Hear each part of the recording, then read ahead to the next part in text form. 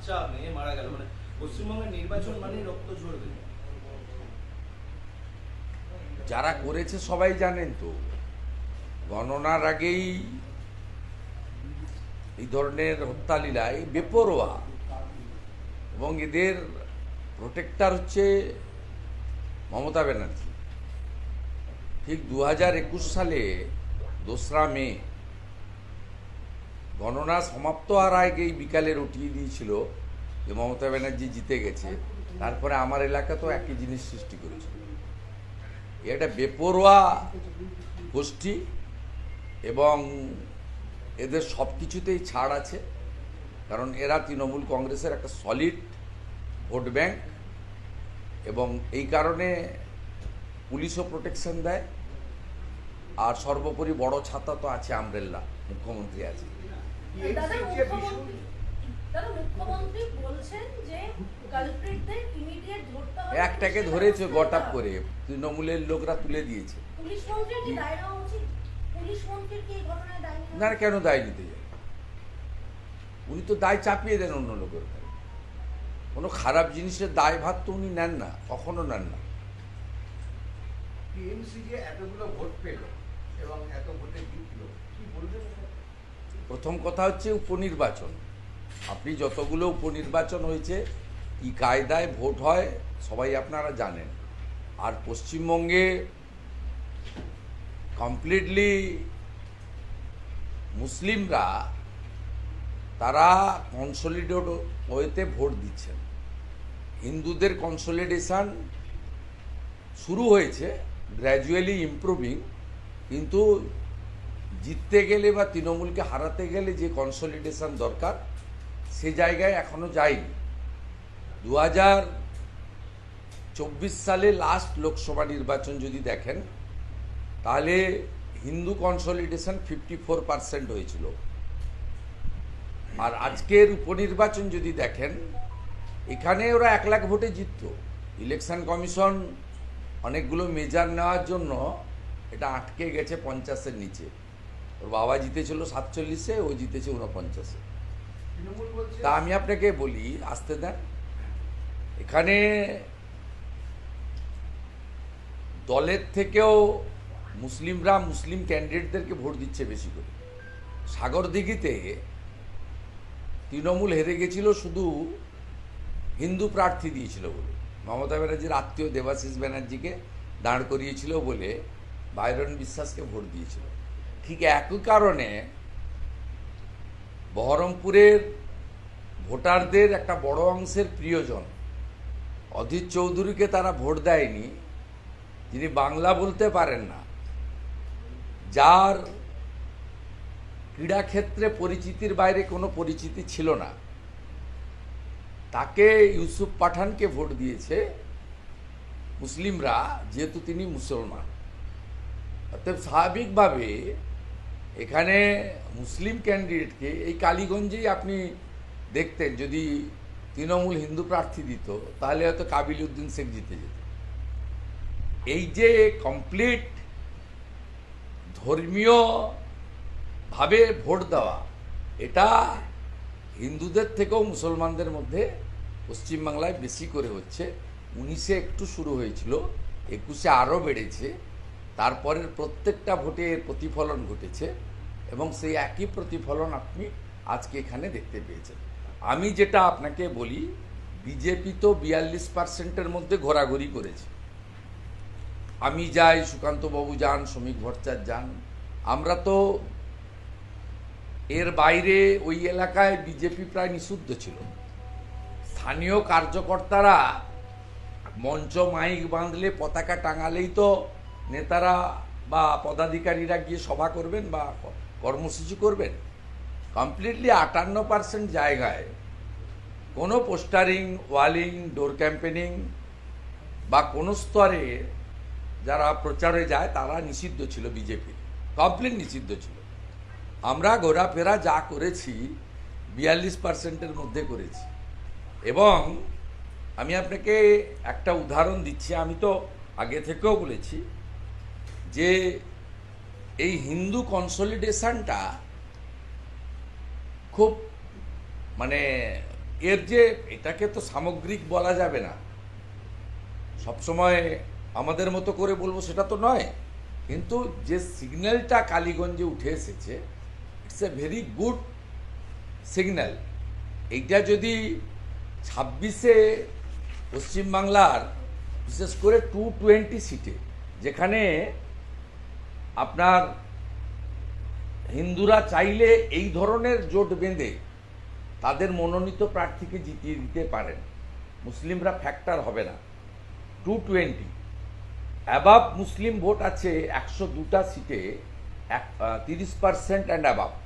তার মধ্যে বেশ কটা বিজেপিও জিতেছে, 30%-এর উপরেও বেশ কিছু সিট আছে যেখানে লাস্ট 21-এ বিজেপিও জিতেছে, সংখ্যাটা কম হলেও। কিন্তু যেখানে আপনি কিছু করতে পারবেন না সেটা হচ্ছে 74। বাকি 220 সিটে আপনার কিন্তু এই যে সিগন্যালটা আজকে হিন্দুরা দিয়েছেন, ওরা ভোট দিতে কম গেছেন, তার মধ্যে 3টে কারণ আছে। আমরা সেটা আগেই জানতাম। এক হচ্ছে উপনির্বাচন, উৎসাহ নেই। আমাদের 8-10 হাজার পরিযায়ী শ্রমিক হিন্দু বলেছে আমরা যাব না, জেনারেল ইলেকশনে যাব। এটাতে তো সরকার পরিবর্তন হবে না, আর আমরা যাওয়ার পরেও মার্জিন হয়তো কমবে, আপনারা জিততে পারবেন না। যাদের আগে থেকে চিকিৎসা বা বেড়ানোর জন্য বুক ছিল, পালপাড়া বলে একটা জায়গা আছে, তারা সবাই আপনার চলে গেছে। তৃতীয়ত, আপনার বৃষ্টির জন্য আমাদের প্রচুর ভোটার ভোট দিতে যাননি। আমাদের সব বুথে অত সাউন্ড ওয়ার্কারও নেই।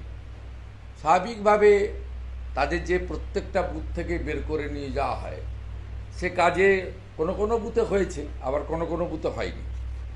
ওখানে আপনার total Hindu voter approx 1,10,000। Hindu vote pole হয়েছে 66%। টোটাল হিন্দু ভোট পোল হয়েছে 72,600। বিজেপি ভোট পেয়েছে ওই ব্যালট নিয়ে 52,710। পার্সেন্টেজ হচ্ছে 72.60, মানে অ্যাপ্রক্স 73% ধরে নিতে পারেন। এবং যে 109টা বুথ হিন্দু ডোমিনেট, তার তালিকা আপনাকে এখানে আমি দিতে পারি।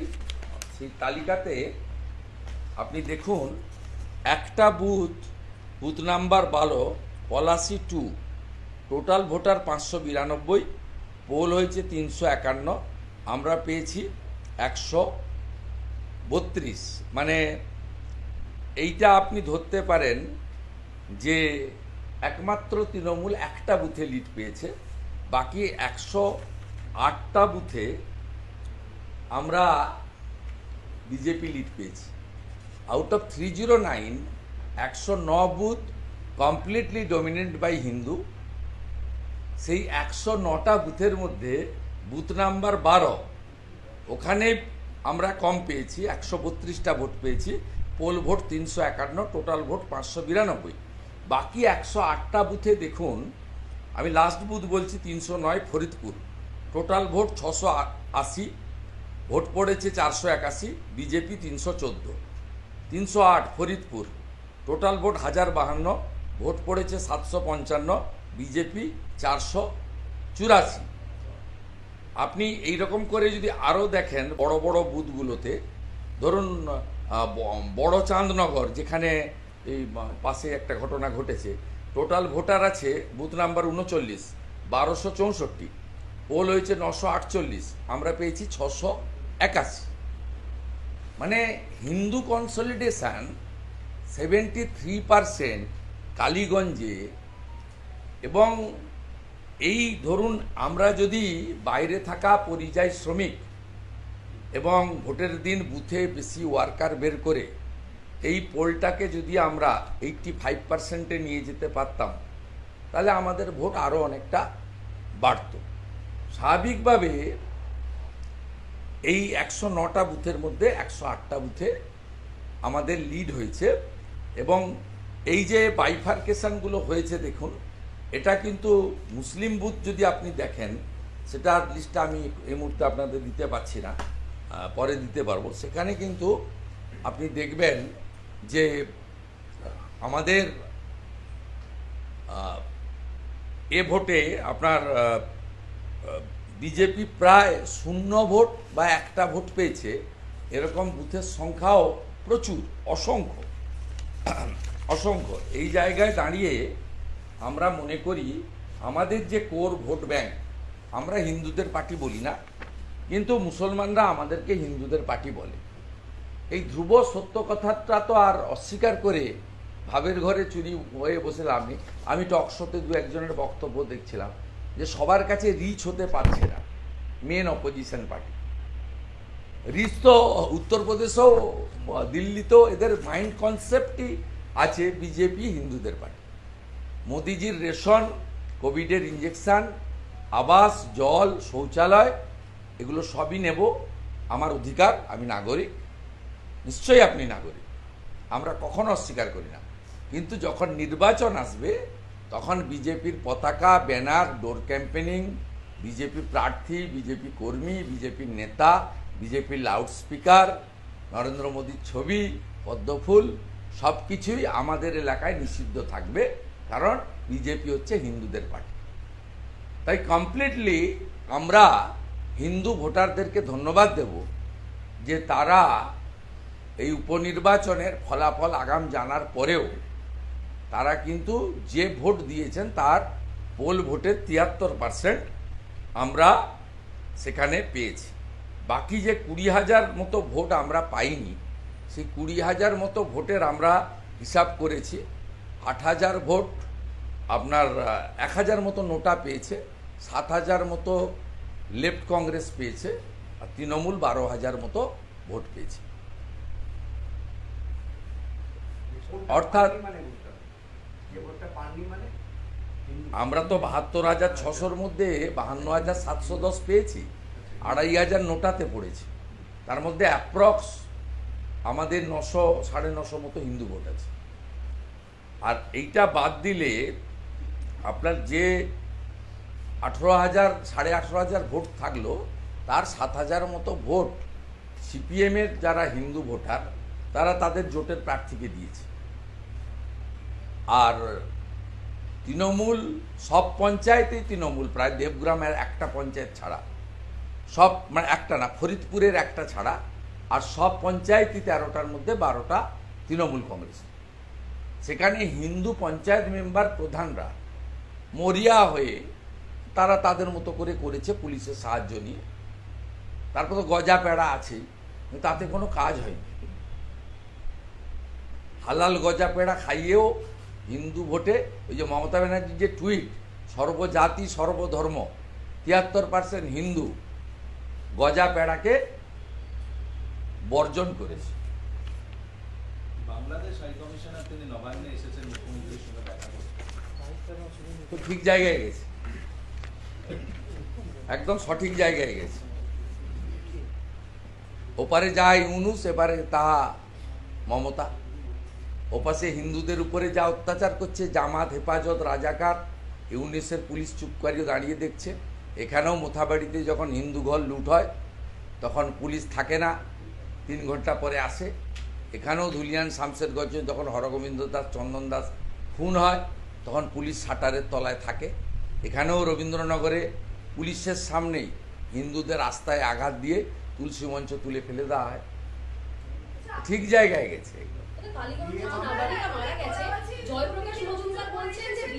ওর কথার আমি উত্তর দিই না, ওর কথার আমি উত্তর দিই না।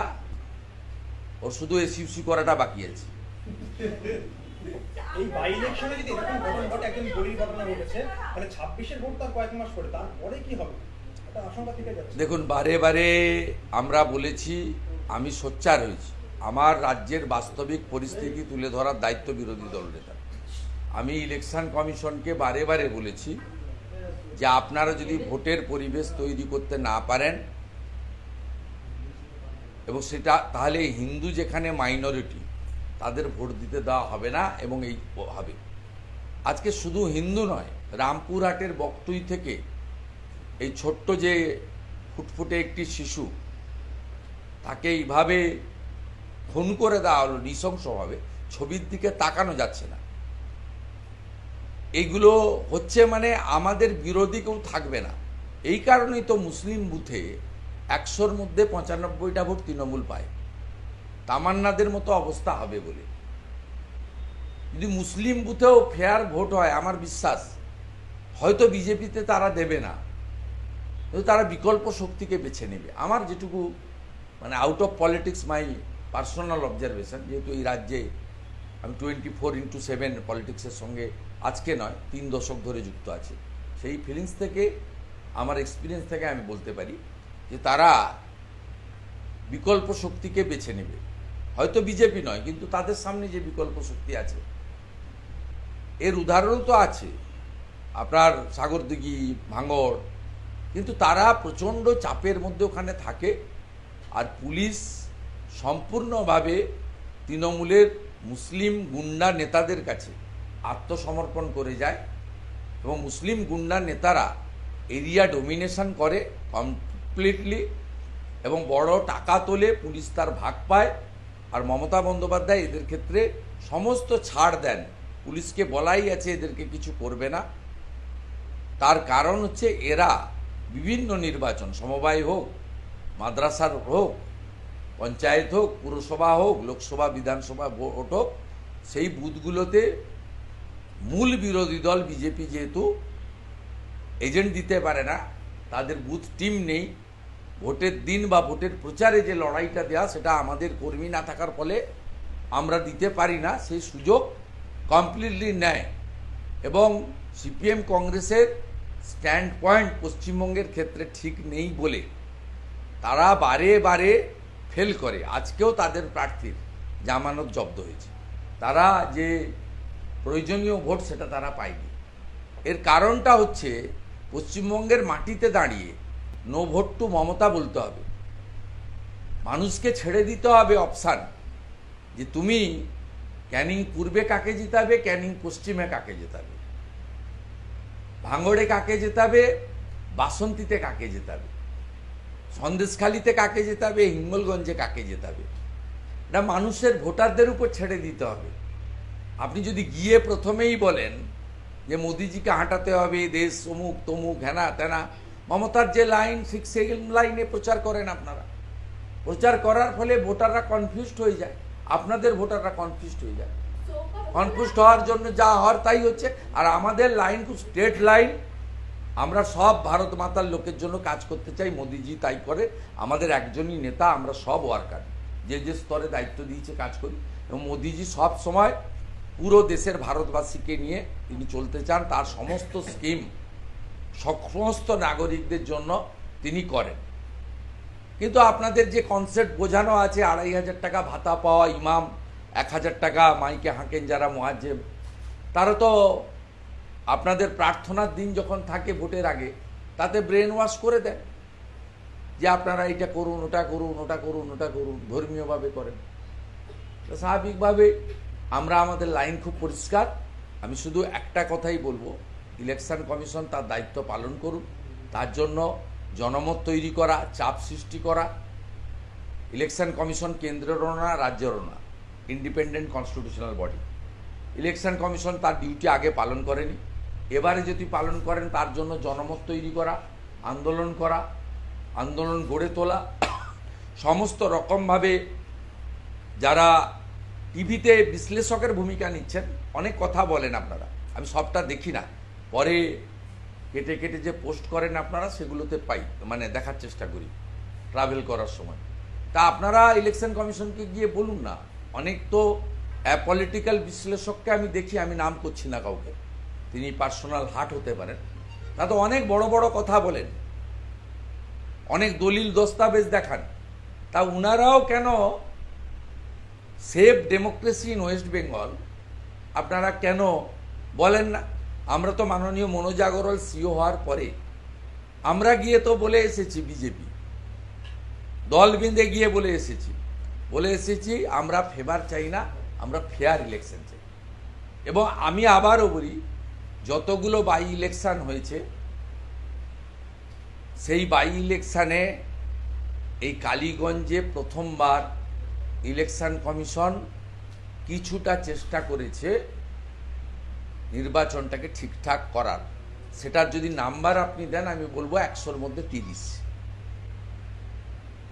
কারণ আপনারা 21-এর পরে যত বাই ইলেকশন হয়েছে, আপনি প্রথম বাই ইলেকশন হয়েছিল দিনহাটাতে, 1.5 লক্ষ ভোটের জিতেছিলেন উনি। সেখানে নিশীথ প্রামাণিকের সঙ্গে জগদীশ বসু মিয়ার ডিফারেন্সটা থাকলেও মাত্র 20,000, 1,30,000 উড়ে গেল। গোসাবা সেখানেও 1,60,000 না 70, সেখানেও দেখবেন মার্জিন, ন্যারো মার্জিন লোকসভায়। শান্তিপুর আমাদের হারানো হলো 60,000-এ, জগন্নাথ সরকারের লিড হলো 30,000। তারপরের বাই ইলেকশন হলো ভবানীপুর, যেখানে বসে আছেন, 56,000-এ জিতলেন মুখ্যমন্ত্রী, আমার কাছে হেরে এখানে দাঁড়ালেন।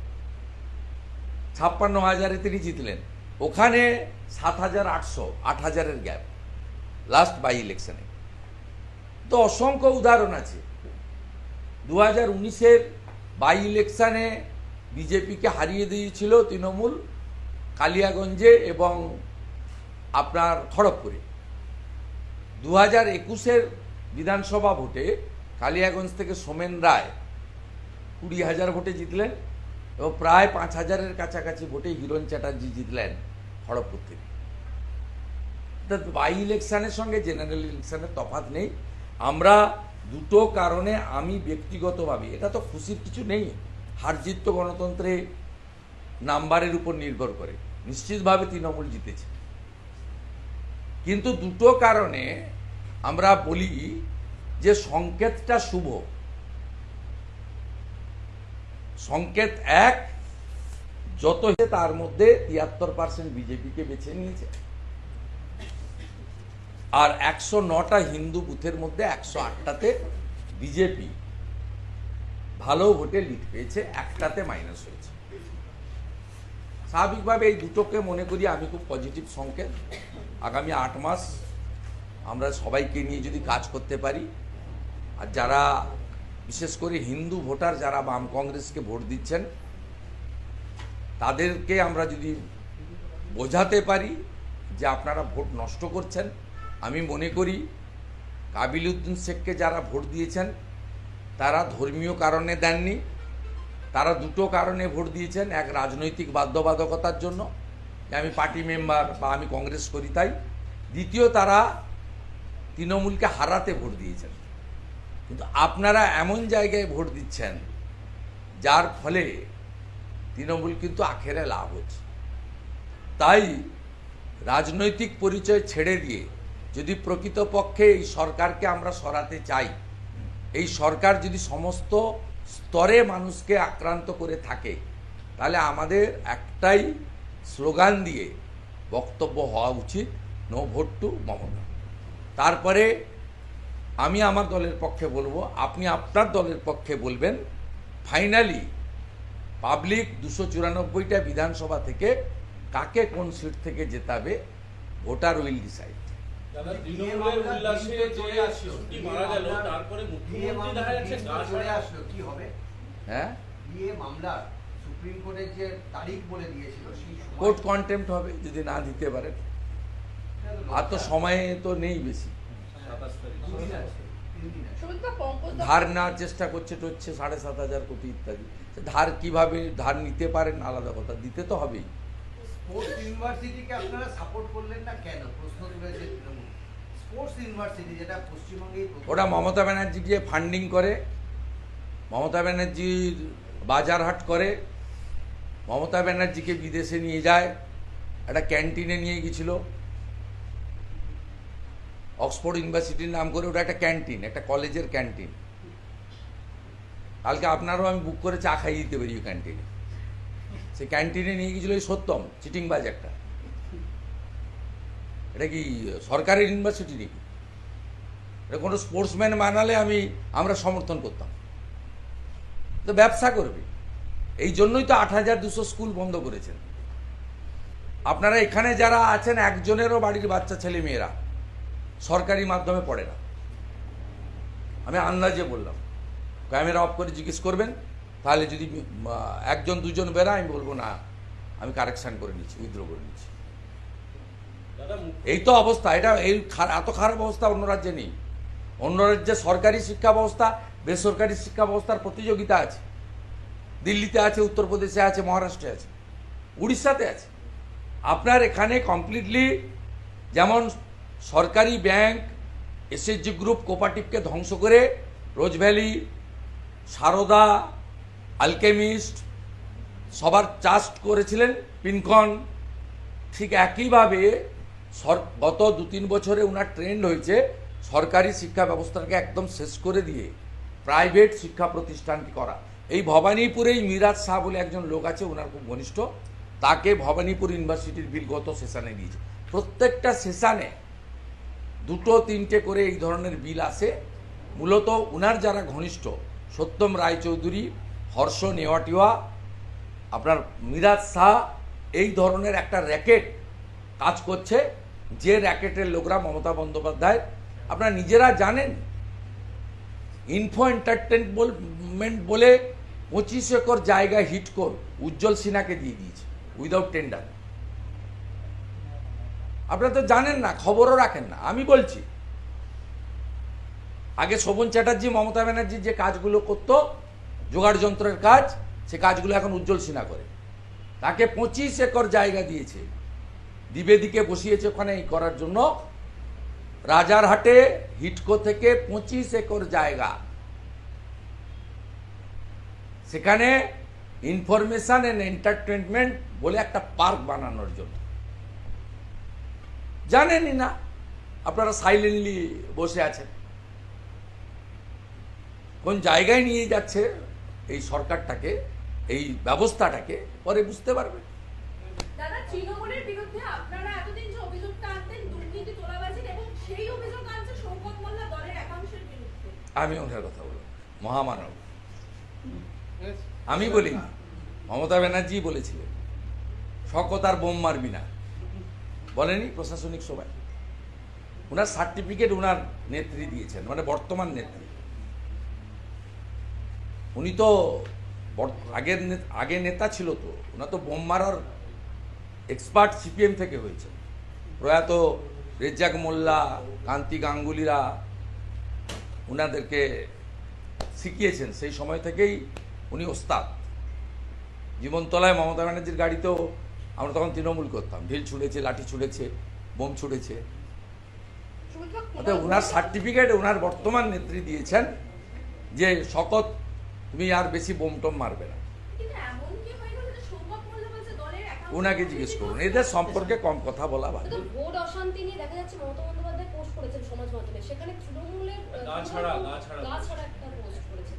কোথাও এত কি বড় নিজের ঘটনা। দলকে সংযত হওয়ার জন্য এটা তিনি বর্বর। না, উনি বুথ ওয়াইজ ফিগার পাননি, ওই জন্য সর্বধর্ম সর্বজাতি, মানে তিনি হিন্দু ভোট পেয়েছেন ভেবে করেছেন। তার টুইটে দেখবেন, ওটা প্রথম টুইট। দ্বিতীয়তে আছে এই বাচ্চা মেয়েটিকে নিয়ে, এটাতে উনি ভাবছেন যে মুসলিমদের মধ্যে বিরূপ প্রতিক্রিয়া হবে এবং মুসলিম ভোট ব্যাংকে যাতে আঁচড় না লাগে, সেই জন্য এটা মানবিক কারণে করেননি। যে এই ছোট্ট বাচ্চা, একরত্তি বাচ্চা, ফুটফুটে বাচ্চাটি, তার বাবা পরিযায়ী শ্রমিক, সেটাও মমতার দয়ায়। এত পরিযায়ী শ্রমিক বাংলায় ছিল না। 11তে 5,20,000 ছিল রেজিস্টার্ড, এখন 60 লক্ষের বেশি। ওর বাবা বাইরে, মা আছে, সব দেখা যাচ্ছে না দৃশ্য। কি সুন্দর একটি বাচ্চা মেয়ে, তাকে মৃত্যুটা তৃণমূলের মুসলিম সাপোর্টারদের মধ্যেও ভালো রিয়াকশান হয়েছে। আমি বেশ কিছু কমেন্ট দেখছিলাম, তাতে মমতা ব্যানার্জি ভাবছেন যে আমার যে একবারে 32-33% কনসলিডেট, মোর দেন 90% ভোট দেয়, ওখানে একটু কম হয়েছে, 85%-এর বেশি মুসলিম ভোট পেয়েছে টিএমসি। তা এমনি জেনারেলি ওরা 90-91% মমতাকে দেয়। ভাবছেন যে এটাতে ড্যামেজ হবে কিনা। এই চেষ্টা আগেও হয়েছে। আনিস খানের ক্ষেত্রে তিনি ফিরহাদ হাকিমকে পাঠিয়েছিলেন, যখন ওনার আজকে সাধারণ সম্পাদক হয়েছিল না কাসেম সিদ্দিকী, তিনি যখন ওখানে আন্দোলন করছিলেন, তখন ফিরহাদ হাকিমকে পাঠিয়েছিলেন, উনি ঘাড় ধাক্কা খেয়েছিলেন। তখন একটু ভয় পেয়ে গেছিল পঞ্চায়েত ভোটের আগে। তারপরে আপনি এই তেহট্ট পলাশিতে 4টা মোটরস ফ্যামিলি আছে আর্মি এবং প্যারামিলিটারিতে দেশের জন্য যুদ্ধ করতে গিয়ে। উনি নোয়িং ফুললি ওয়েল ঝন্টু শেখকে টাকাটা দিলেন, নিশ্চিতভাবে টাকা চাকরি সব দেওয়া উচিত। বাকি 3জন হিন্দু, তাদেরকে তিনি বঞ্চিত করলেন এবং ওনার মিসেসকে এসপিকে দিয়ে গাড়ি করিয়ে সুতিতে নিয়ে গেলেন, পাশে দাঁড় করিয়ে পাবলিকলি করলেন, যাতে মুসলিমদের কত হামদরদ উনি এই মেসেজ দেওয়ার জন্য। এই যে অবৈধ ওবিসি নিয়ে এত লেজে গোবরে হচ্ছে, অ্যাডমিশন ভন্ডুল হয়ে যাচ্ছে, লক্ষ লক্ষ ছেলে মেয়ে, তাতে উনি ওরিড নন। 4-5 লক্ষ এইচএস পাস করা ছেলে মেয়ে তারা ভর্তি হতে পারছে না, 7th মে রেজাল্ট বেরিয়েছে। এটা নিয়ে রাজ্যের মুখ্যমন্ত্রী বিচলিত নয়, উনি বিচলিত 76টা মুসলিম কমিউনিটি, তাদেরকে বাদ দিয়ে যদি আমাকে অ্যাডমিশন করাতে হয় তাহলে মুসলিমদের রিয়াকশন কি হবে এবং 26-এর ভোটে আমার ভোট ব্যাংক ফাটল ধরবে কিনা। তাই মুখ্যমন্ত্রী এই ছোট্ট মেয়েটির জন্য যেটা করেছেন, খানিকটা বিচলিত হয়ে আর খানিকটা ড্যামেজ রিপেয়ারিং জন্য করেছেন, মুখ্যমন্ত্রী এবং পুলিশ মন্ত্রী হিসেবে করেননি। এবং উনি এটা করার পরে ওখানে আরেকটা দালাল অমরনাথ আছে এসপি, ওকে দিয়ে তৃণমূলের লোকাল লিডারদের সঙ্গে কথা বলিয়ে, পঞ্চায়েত সমিতির যে চেয়ারপারসন আছে ওর হাজব্যান্ড, নাম তার রকি, তাকে দিয়ে পুলিশ কথা বলিয়ে একটি মুসলিম ছেলেকে কার্যত অ্যারেস্ট নয় সারেন্ডার করিয়ে দিয়েছে, যাতে আপনাদের এখান থেকে এটাকে ড্যামেজটাকে রিপেয়ার করা যায়। This is the actual fact, অন্য কেউ বলবে না, আমি বলে দিলাম। সকেট